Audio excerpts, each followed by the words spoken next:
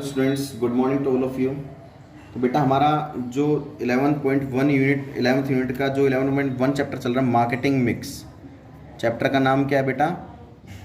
Marketing mix. ठीक है, marketing mix हमारा चैप्टर का नाम है। तो अभी मार्केटिंग मैनेजमेंट के बारे में हमने पढ़ा था। अभी जो टॉपिक हम करने जा रहे हैं वो है मार्केटिंग मिक्स, कि मार्केटिंग मिक्स होता क्या है।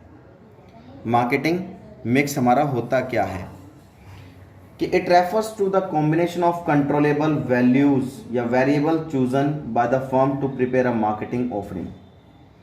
मतलब कहने का मतलब क्या है कि मार्केटिंग मिक्स होता क्या है। अब कंट्रोलेबल फैक्टर्स क्या होते हैं ये भी मैं आपको बताऊंगा, और नॉन कंट्रोलेबल फैक्टर्स क्या होते हैं मैं वो भी आपको बताऊंगा। ठीक है, मार्केटिंग मिक्स का मतलब क्या है? एक बेटा कस्टमर्स को ऑफर देना, कस्टमर्स को ऑफर देना, ठीक है, कि जिससे कि उसकी नीड्स और वांट्स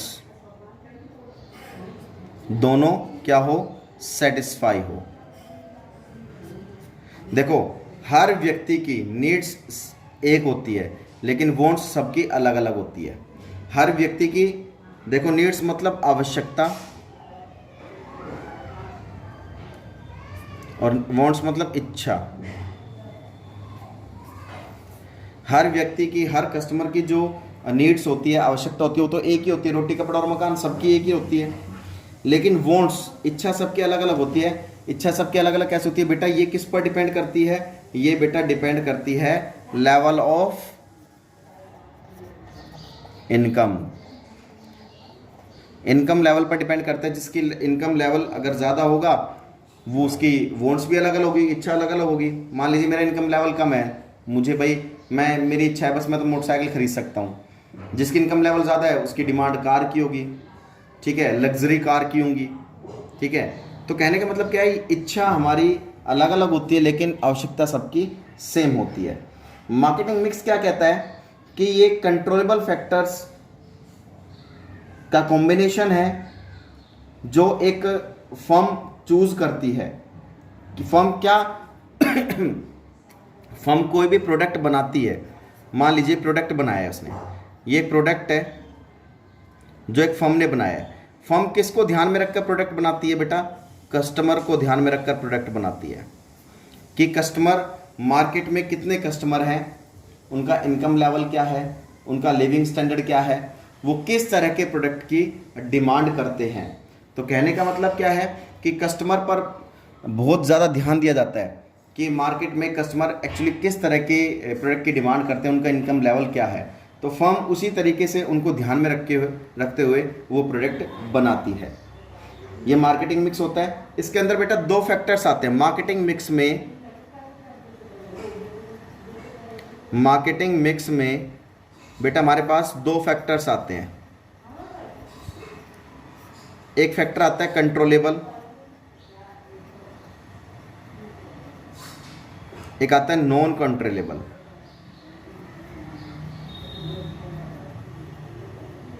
एक कंट्रोलेबल फैक्टर और एक नॉन कंट्रोलेबल फैक्टर।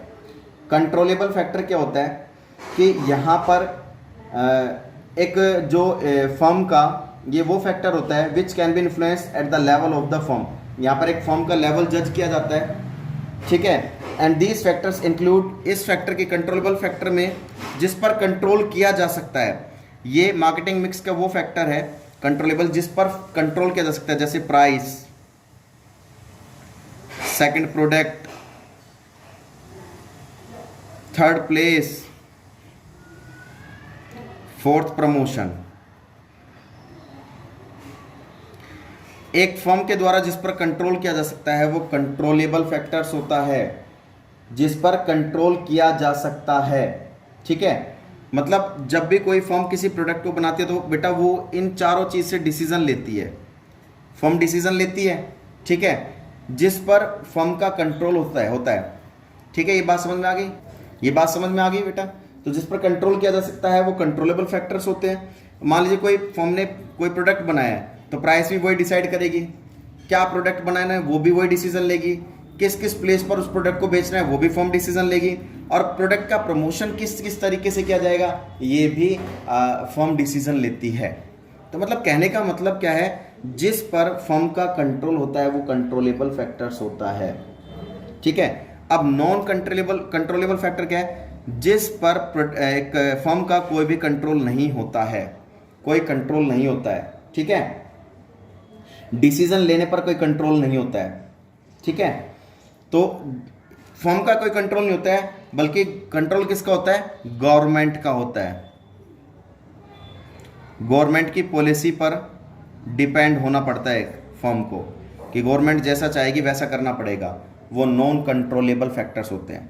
कंट्रोलेबल में तो सारा डिसीजन कौन लेती है, फर्म लेती है, जिस पर कंट्रोल होता है फर्म का। नॉन कंट्रोलेबल में फर्म का कोई कंट्रोल नहीं होता, बल्कि गवर्नमेंट की पॉलिसी पर गवर्नमेंट का कंट्रोल होता है, क्योंकि गवर्नमेंट ही पॉलिसी बनाएगी, जो भी डिसीजन लेगी गवर्नमेंट लेगी, यहाँ पर फर्म का कोई कंट्रोल नहीं रहता है। ठीक है, तो अभी एक जो वर्ड आता है वो आता है, हम इसमें से लेते हैं प्रोडक्ट। इन चारों को पढ़ेंगे। सबसे पहला जो जिस पर कंट्रोल होता है प्रोडक्ट। प्रोडक्ट क्या होता है बेटा, प्रोडक्ट जिस वैल्यू पर कोई कस्टमर किसी प्रोडक्ट को खरीदने के लिए तैयार होता है। Generally the meaning of the product is considered is any physical thing like a mobile set, book, कुछ भी हो सकता है। प्रोडक्ट तो बेटा कुछ भी हो सकता है, pen, pencil, inverter, battery, fan, table fan, chair, table. ठीक है, मतलब कुछ भी हो सकता है। प्रोडक्ट तो बेटा बहुत सारे, हजारों लाखों प्रोडक्ट है। And the from market point of view, market के पॉइंट ऑफ व्यू से प्रोडक्ट का मतलब क्या होता है। देखो हमारे कस्टमर के पॉइंट ऑफ व्यू से प्रोडक्ट क्या होता है कि भाई प्रोडक्ट तो बहुत सारे होता है, जिसको कस्टमर परचेज कौन करता है, परचेज बाय कस्टमर। ठीक है, कस्टमर जिसको परचेज करता है वो प्रोडक्ट होता है। लेकिन मार्केट के पॉइंट ऑफ व्यू से, मार्केट के पॉइंट ऑफ व्यू से प्रोडक्ट क्या होता है, मार्केट के पॉइंट ऑफ व्यू से प्रोडक्ट वो चीज है जिससे एक कस्टमर की नीड्स एंड वांट्स सेटिस्फाई हो। देखो मार्केट में एक सेलर क्या चाहेगा कि हमारा प्रोडक्ट ऐसा होना चाहिए जिसे हर कस्टमर, हर लेवल का कस्टमर खरीदने के लिए तैयार हो सके, जिससे एक कस्टमर की नीड्स और वांट्स दोनों तरह की सिचुएशन को सेटिस्फाई किया जा सके। ठीक है, ये बात समझ में आ गई। और अदर वर्ड में हम ये भी कह सकते हैं कि सर्विसेज उनको प्रोवाइड करना, चाहे बैंकिंग की सर्विसेज हो, चाहे इंश्योरेंस की सर्विसेज हो, चाहे एजुकेशन की सर्विसेज हो, चाहे फिर किसी हेल्थ की सर्विसेज हो। ठीक है, तो कहने का मतलब क्या है कि यहाँ पर अपने प्रोडक्ट को बेचने से ही मतलब नहीं होता, बल्कि प्रोडक्ट को इस तरीके से बेचो कि एक कस्टमर के नीड्स और वांट्स को इजीली सेटिस्फाई किया जा सके। तो प्रोडक्ट बेटा हमारी वही चीज़ होती है कि जहाँ पर देखो मार्केट में दो तरह के व्यक्ति होते हैं, एक माल को बेचने वाला, एक माल को खरीदने वाला। दोनों का होना बहुत ज़रूरी है। ठीक है, यहाँ पर गुड्स को बेचा भी जाता है और सर्विसेज भी प्रोवाइड की जाती है। ये बात समझ में आ रही है ना। अब सेटिस्फेक्शन की अगर हम बात करें तो एक प्रोडक्ट से रिलेटेड हम सारी चीज पढ़ेंगे, इसके बारे में अच्छे से पढ़ेंगे। प्रोडक्ट की तीन तरह की सेटिस्फेक्शन होती है। एक होती है बेटा फंक्शनल सेटिस्फेक्शन, एक होता है बेटा साइकोलॉजिकल सेटिस्फेक्शन, और एक होता है बेटा सोशल सेटिस्फेक्शन। अब देखिए तीन तरह के सेटिस्फेक्शन होते हैं कस्टमर के, फंक्शनल सेटिस्फेक्शन, साइकोलॉजिकल सेटिस्फेक्शन और सोशल सेटिस्फेक्शन।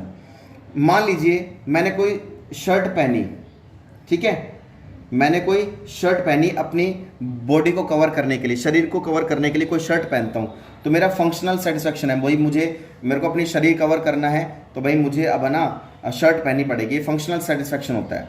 साइकोलॉजिकल सेटिस्फेक्शन, भाई मुझे पता है मैं इस शर्ट को पहनकर एक ज़्यादा से ज़्यादा कॉन्फिडेंट फील करता हूँ, जिससे भाई मुझे कॉन्फिडेंशियल फील होता है, मैं क्या करूँगा, वो मेरी साइकोलॉजिकल सेटिस्फेक्शन, जिससे मतलब मेरी साइकोलॉजिकल नीड्स पूरी होती है, मुझे जो चीज़ अच्छी लगती है मैं वो पहन रहा हूँ, दैट मीन्स साइकोलॉजिकल सेटिस्फेक्शन। और सोशल सेटिस्फेक्शन क्या होता है कि भाई शर्ट पहनने के बाद लोग उसको देखते हैं अच्छे से, भाई मेरी तारीफ करते हैं, भाई शर्ट अच्छी लग रही है या बेकार लग रही है, वो होता है बेटा सोशल सेटिस्फेक्शन। तो 3 तरह की सेटिस्फेक्शन थी, फंक्शनल, साइकोलॉजिकल और सोशल।